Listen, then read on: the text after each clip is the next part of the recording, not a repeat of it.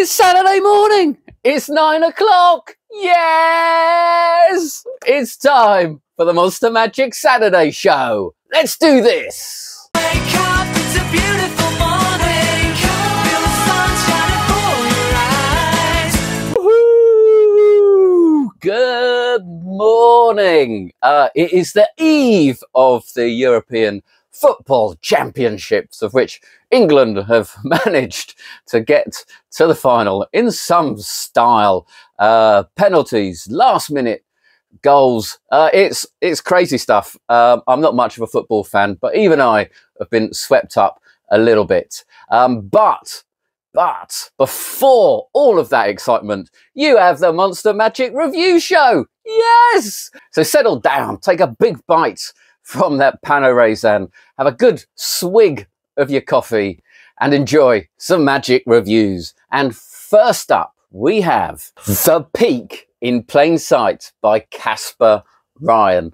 Well, gosh, what can I say about this? It is, in fact, a very, very cheeky and bold peaking idea system that gets rid of any of the peak devices that you normally have. So usually you'd have something written on a billet and you'd pop it into a wallet or an envelope or something else to keep it hidden, and then you'd be able to get a sneaky glance at the information. Well, this does away with all of that. You simply just have the billets. What would happen in performance is that you would hand someone the piece of paper, they would write down any piece of information they want. It can be a date, a name, a drawing, anything like that. You would simply then just put it down on the table or put it back into a stack, or they can hide it if they want, and you are able to divine what they have just written down. It is a big surprise to me. The method wasn't anything like I was expecting, and I was very, very skeptical, but I don't think I really should have been. The idea isn't exactly new. Casper was I think he probably came up with it by himself, actually, but with a bit of research he's found out that it does go back to the 1940s. So Hanneman had a little bit of work on it, and Richard Bush in Peak Performances has a cheeky beaky peak or something like that. I can't remember what it was called in there as well, which uses a similar idea. What you get in this box is the billets. So you get 60 of these billets, and these really are the secret. And I really think it's genius, and actually sort of seen it working. The tutorial is just Casper, I assume in his living room, running through it. It's a bit of a mishmashy of a tutorial. It's a bit verbose. He just chats. He has an idea of what the information he wants to get across. It's quite repetitive, and each little bit of repeat of what he's saying does add a smidge more information, but the whole thing is 90 minutes long, and it could probably have been cut in half to 45. The secret is hidden in plain sight, as the name implies, and it is a full peak right out in the open. So you do need to be prepared to be bold. You do need to have audience management for this, really, because when you're peeking it, there's a chance anyone looking over your shoulder, anyone standing behind you, will also be able to get that peek, and the secret will be blown. Obviously, he does go into a lot of detail about how you get the peek, which is very simple, and he talks about the motivation for getting it quite a lot, and when to get the peek. But really, the secret to this is to take one of these billets out with you and just play around. See when the peak works for you, what sort of environments it works for you. So without trying to give away too much, you need a little bit of audience management, and you need to know your environment and your angles, and how the in plain sight peak works in those environments. So just take one of these around with you. He does talk about doing it in very dark rooms or in nightclubs and things like that, and he's sort of got suggest methods for doing it in those environments. I just wouldn't. I think you'd have to be very, very good to do it in any of those environments. He does talk about how to get a longer peak if you wish, and the reason you might want to get a slightly longer peak than normal is because when you're looking at it, you're seeing it reversed. So again, with a little bit of audience management, you want to probably limit what they're going to write down. They need to write it pretty clearly, and also you're going to want it to be something you're going to recognize, I would suggest. You will get better at reading backwards with time, obviously. But I would say, you know, if you just do Premiership football teams or you know, countries or something you can instantly recognize, even though it's written backwards, that would really help. Names are obviously pretty handy. Casper does it with dates, which I suspect you might need a little bit more work to do that as well, but it is really, really clever. And he also goes about how to handle the billet as well, to give yourself extra cover, so that perhaps the angles aren't so bad for other people. But actually the angles are really, really good. It's sort of, trying to describe it, it acts a little bit like perhaps the Razor Wallet does, or Blinds that came out by Mark Bennett. In the fact that you can get the peak, but as far as everyone else is concerned, everything is invisible. There's no performances on the tutorial, which is a little bit of a shame, and there's no real routine taught. It's he does talk, well, instead of talking about the routine, he talks about the motivation and the moments of getting the peak. So how you want to reveal the information and so on is completely up to you and your own imagination. Casper at the end does talk a little bit about an ESP matching routine, which is an interesting idea. He doesn't really fully explain it, but it does sort of hint that these billets can be more versatile than just simply as a reveal. Personally, I love the cheekiness and the boldness of it, and the fact that it's a method that is just completely overlooked. It did fool me. In fact, I love the fact that you don't have to justify any other extraneous props or movements. If you're willing to put in a bit of work to read backwards, learn about certain environments and which environments are better, have some good audience management, this peak is a real worker and as clean as a whistle. You get 60 billets, which I suppose translates to 60 performances, bar the ones you're going to be practicing with. There are refill packs available. That is the peak in plain sight, $27.99.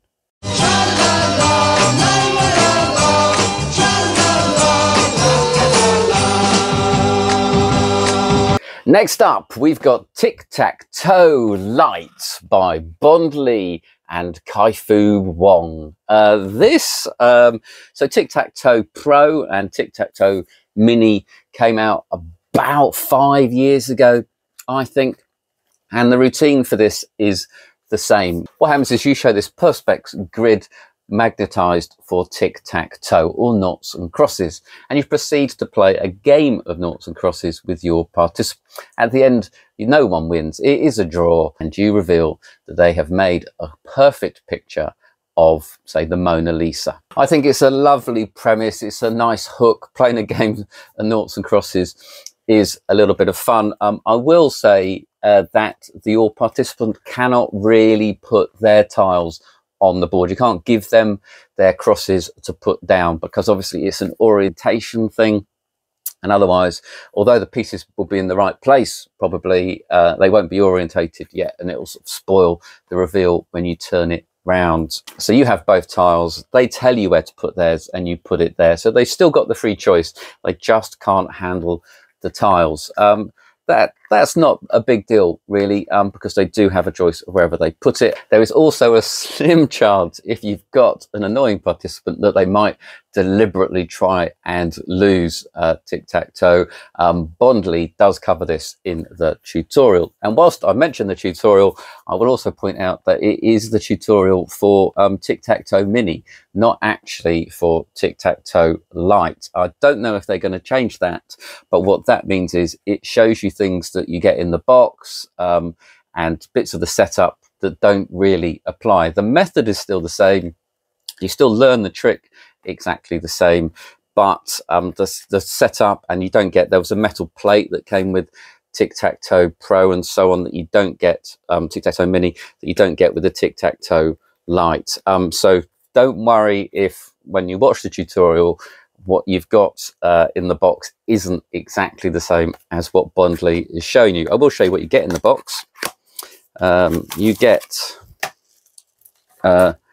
the stickers, so you can also not just have the Mona Lisa. The Mona Lisa is in here as well. You can also use it as a card reveal for the Seven of Hearts if you forced the Seven of Hearts earlier on. That's really nice. These stickers, in this case with the small, this is just 6 centimeters by 6 centimeters. You can get these printed online or go to a printing shop and you can customize this. So any playing card would be a doddle, but also you can do any work of art or any message. If you're doing a trade show, for example, or it's someone's birthday, or it could, you know, if it's doing someone's wedding, for example, it could make a nice little picture of them. You can't really give it away, but it's a nice touch. It comes in different, oh no, let me show you what you get. Right, so you also get the board. The board comes like this. This is a protective film on here, and all of the tiles have a protected film as well. Bondley runs through the setup of all of this. You can see the noughts and crosses through there. You will need a permanent marker pen handy, and you want to be careful when you're doing that little bit of the setup to get it exactly right. So do watch the tutorial very closely, and also you've got to apply this sticker onto here, so make sure you've got everything orientated correctly. So do watch the tutorial. That is what most of the tutorial, about half the tutorial, is about the setup. The other half is about the performance, and it is essentially a force. Bondley teaches the method really well, really clearly. There is a little bit of memory work. Obviously, at the start of the game, the participant has a lot of squares where they can put their cross. So you've got to learn the different outs, as it were, for each position. That's not that difficult. There aren't that many, actually, to be fair, but you will want to practice it, and just make sure that you're nice and smooth and that everything gets aligned correctly.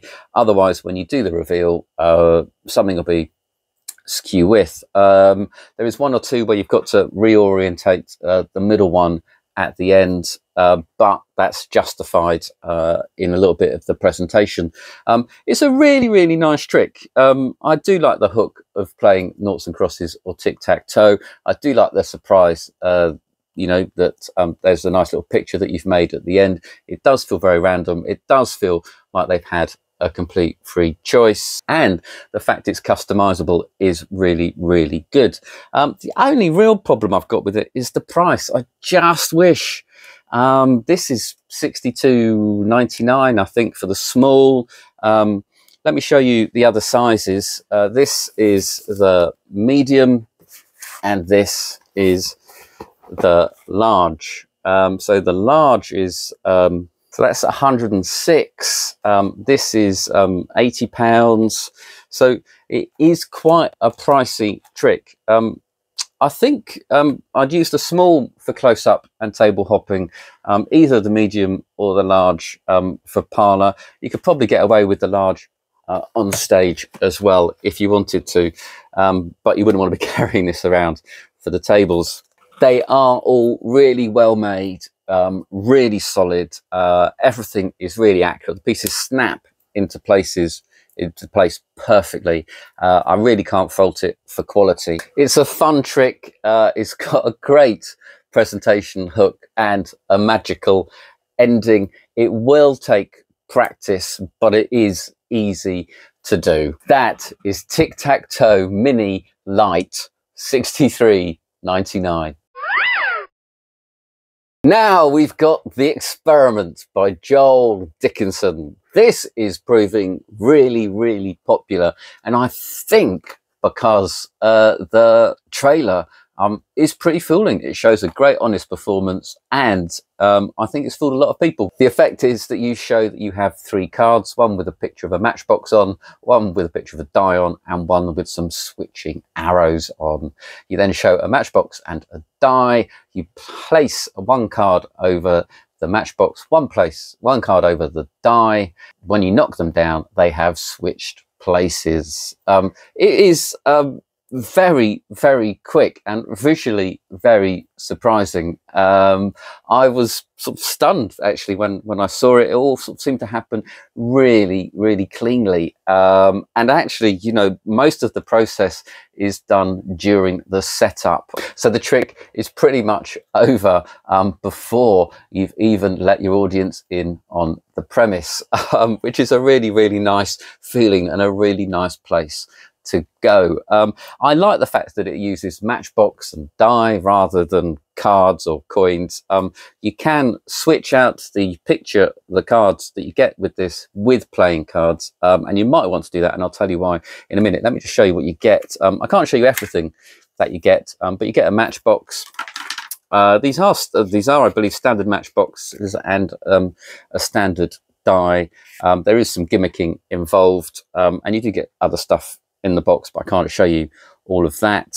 And there's a little bit of preparation involved. You're going to want to tweak your matchbox a little bit to make everything move smoothly. Joel does run through all of the setup, and do listen to that, and do watch the whole tutorial as well, because this trick can get quite fiddly. So although it's all pretty much done self-working wise, the gimmicks do most of it for you. It's all pretty much learning the choreography. Really do watch how Joel does it, and listen to what he says, because it is a little fiddly, and you do want to get it right. You do need to hold things in the right place, and you want it to look really, really smooth, because you do want to make it look like, you know, you are simply, you know, setting that up for something to happen, when really you've actually made everything happen in advance. So being smooth and practice is what this needs. It's not difficult. It just requires some patience to get it just right, and as good as Joel does it. So the matchbox is there, and you also get these cards, which are nicely printed. They're sort of credit card material. That's the switching one. These are nice, they're bright, they're durable. They can be freely examined and handed out. Joel does talk about having a cleanup at the end of this, which means everything can be handed out. Personally, I would do it, I would have everything examined to start off with. If at the end people are looking for a secret, that sort of, for me, sort of drains away from the impact of the trick they've just had. If you hand out everything to start off with, that almost builds up to the trick going, well, he's just using an ordinary die, he's just using an ordinary box, and that sort of builds up to something happening, and then you do it, and then you can just pop the die back in the matchbox and you're done. So that's how I would do it. There's plenty of offbeats at the start. It is, of course, perfect for social media. If you're doing a quick TikTok video or something like that, this is absolutely ideal. As Jack Rhodes does it. It is also possible to do it in real life, with real people in real environments. But the only drawback to that is you do need to know what surface you're doing it on, because you have got to balance the card against the die and the matchbox, and you don't want that to look too clumsy. Joel does talk about this, and again, bit like with In Plain Sight, just get to know different surfaces. Just take these out, practice doing it on a table, on a smooth table. Let me just hang on a second.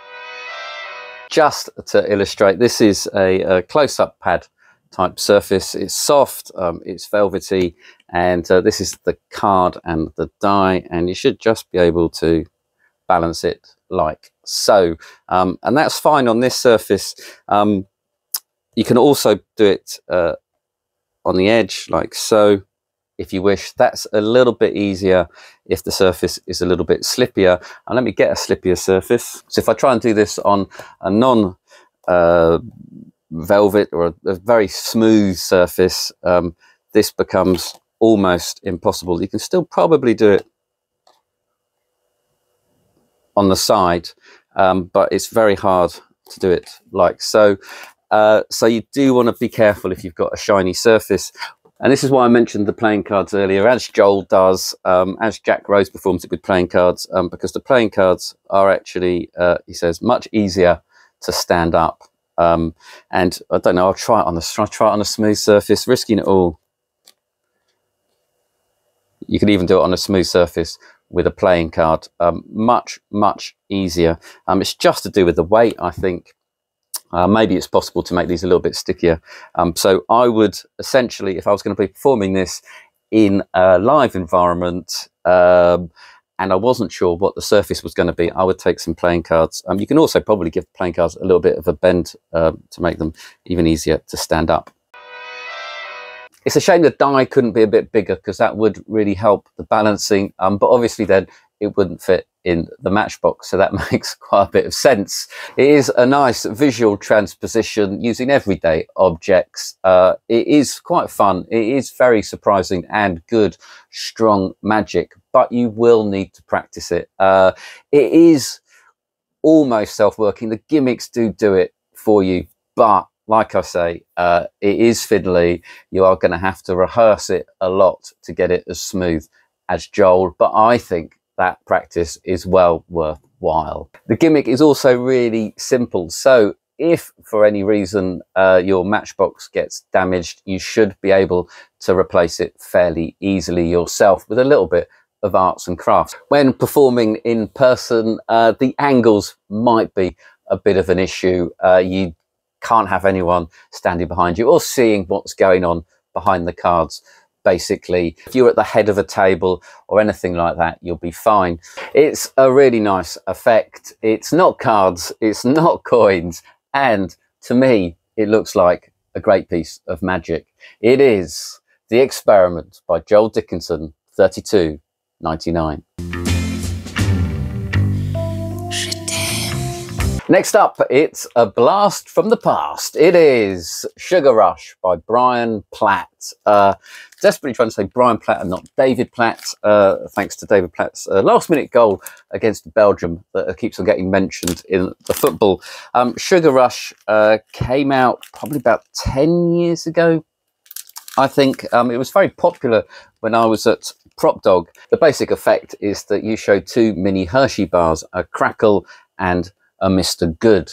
You then toss one to one hand visibly, do that a couple of times, and you then do it invisibly, and you can do it invisibly a second time as well. You can also do glass penetrations with it. You can have cups penetration or table penetrations. It is a really versatile gimmick, and essentially it is a well-known coin gimmick, one of the most popular coin gimmicks, but made to look like mini Hershey's.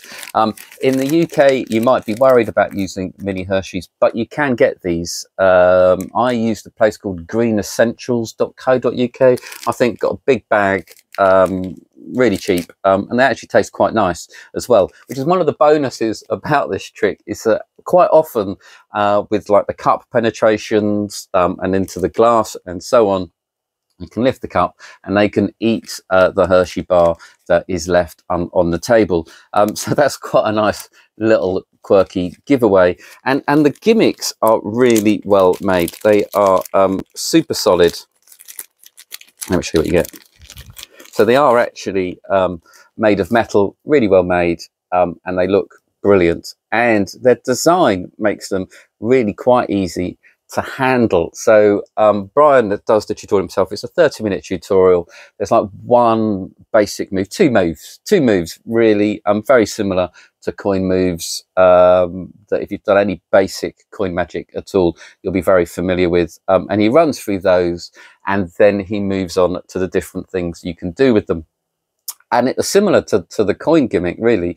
You know, it's up to your imagination. What you also get, as well as those gimmicks, is a couple of the bars that will essentially last you forever. So these are non-edible mini Hershey's, so you can do the trick. Don't eat these, you won't be able to eat them, but so nothing will wear out or go rotten or moldy, and then you just got to, you know, produce, when you're going to produce a bar that you want someone to eat, that is when you can introduce the genuine Hershey's. You also get some stickers as well if you want to create extra gimmicks and things. It is a complete set, and once David Brian has run through his tutorial of Through the Cups and so on, you have a nice little bonus section with David Regal, who does some tricks that are quite fairly similar method wise to what Brian teaches, but with some brilliant presentations and plots ideas to make them really, really engaging. He does a little hopping Hershey's, which is very similar to hopping halves, which is sort of, you know, you take one away and you've still got two, and so on, ending with one that you can give away. You've also got a handkerchief penetration as well, which is sort of very similar to Mark Mason's double deception. And again, when the chocolate drops into their hand, they can actually eat that chocolate. So that's a really nice touch. I really like the color contrast between the Hershey bars as well. The red and the yellow really make the transpositions pop. And they're much bigger and easier to see than coins as well. So when they travel from one hand to the other, it is very, very obvious and that little bit more startling than when a coin's done it. And also you've got the bonus of being able to eat what's left. The gimmicks are really well made and will last a lifetime. The plots and the presentation and the trick ideas are really engaging and very entertaining. It is a great thing to play with and to mess about with. That is Sugar Rush by Brian Platt, $32.99. And that's it for this week, I'm afraid. I hope you've enjoyed the show. It might be a little bit shorter than normal, and that is because I've got to dash off because I'm expecting a delivery from Theory 11. So if you're not completely tied up with the football all weekend, do scroll down and check out the new product category that should be there for Theory 11. Otherwise, in between, before the match, go on, grab some magic, get out there and have some fun with the best hobby in the world. Goodbye.